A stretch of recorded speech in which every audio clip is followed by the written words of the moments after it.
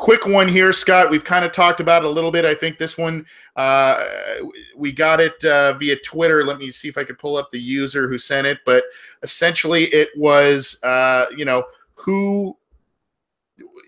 it's at Ugly Boy Drew.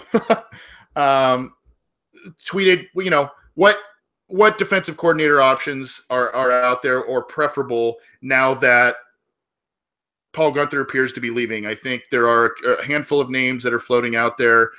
I'm seeing one quite frequently in the YouTube chat, but do you have any off the top of your head that you can think, wow, that'd be a good fit for the Bengals and a pretty impressive hire?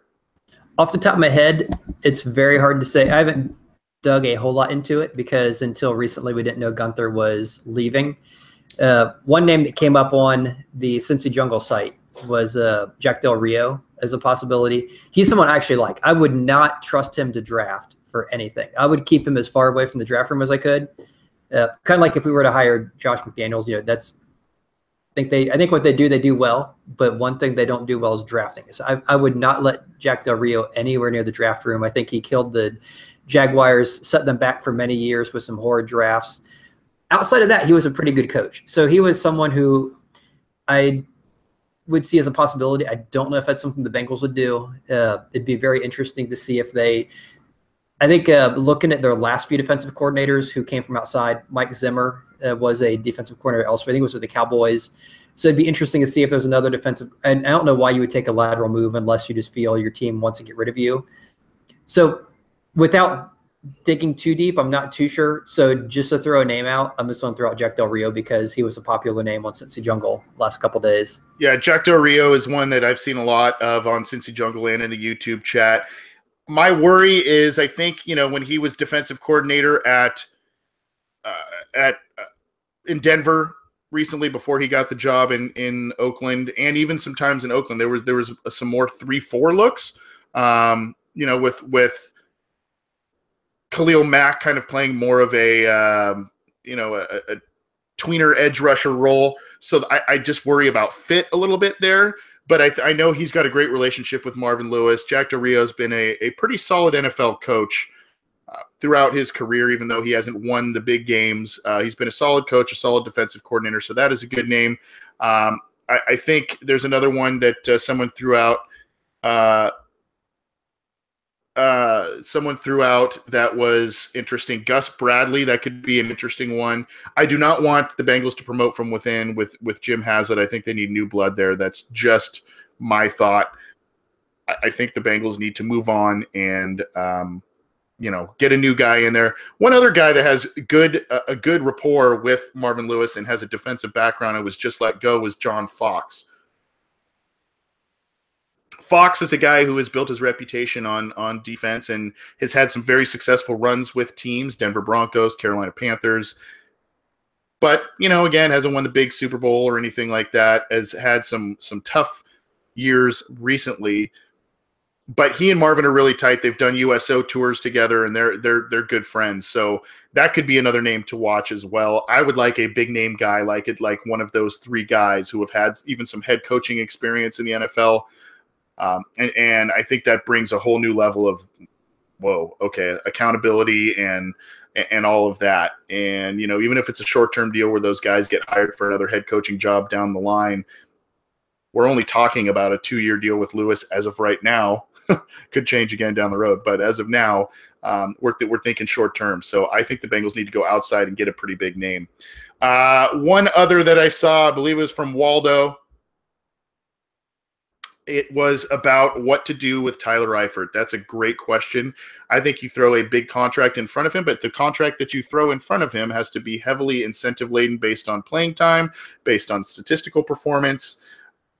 I think at this point, Tyler Kroft came up, and I believe he had 6 touchdowns this season in relief of Tyler Eifert.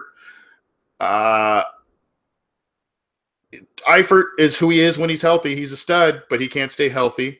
Uzama, I'd like to see them. If Eifert goes, they need to add another tight end for sure, and not necessarily in the first round or anything like that, but probably second, third round. They need to start thinking about another tight end in this year's draft, or if there's a good veteran on the market, that could be another guy that could be a stopgap type of option. But I do think I would like to see Eifert re-signed or even franchise tagged, whatever the case may be. Franchise is a little tricky because you got to pay that guy a lot of money, and Eifert just can't stay healthy. So,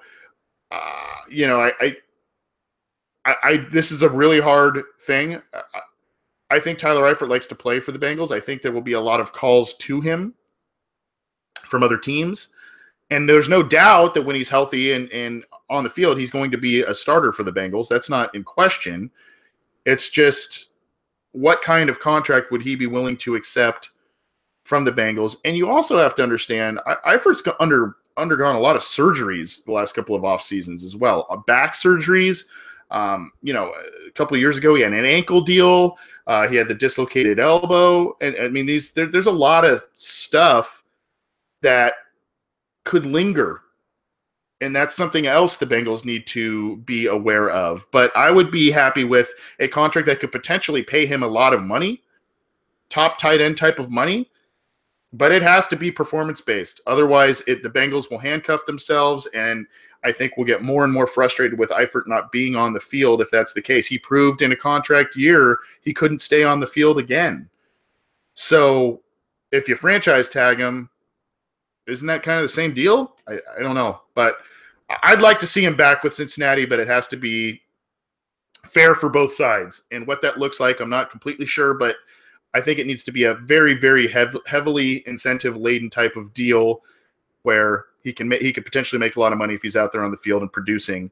And if he's not, then, it is what it is. And I'm very interested to see the level of interest other teams would have in a guy like Eifert. And, there are a lot of teams who, quote unquote, win the month of March in terms of free agency. And maybe it's a team that already has a pretty viable tight end and they want to go after him and get another guy. And maybe even though he's kind of a 1A or a number 2 even on a team that wins a lot of games, maybe that's something that's appealing to him where he's not taking the beating of being kind of the almost every down type of tight end that he is with the Bengals. I don't know. I do know the tight end is a very tough position on the body. Not only are you blocking and chipping big players on the defensive line, but obviously you are going across the middle, taking big hits and all of that. It's a position that's very important in football, and it's a position that does take a beating. So that's another important decision the Bengals need to make, and I think they need to tread lightly and wisely when they dole out a contract offer to Tyler Eifert. That's going to do it for us tonight, guys. We went a little while talking about the coaching situations. Obviously, that's kind of the majority of the questions, and I don't want to rehash a lot of those. But thank you all so much for tuning in live. Thank you all for your questions and comments. Again, you can get the program on SoundCloud and on iTunes. You can join us live on YouTube and at cincyjungle.com. For the program every episode. We'll still be coming at you this off season. There's a lot to talk about before you know it. Free agency is around the corner, and then the draft. And especially as you get older, if you notice how fast time goes, that'll be coming around the corner before you know it.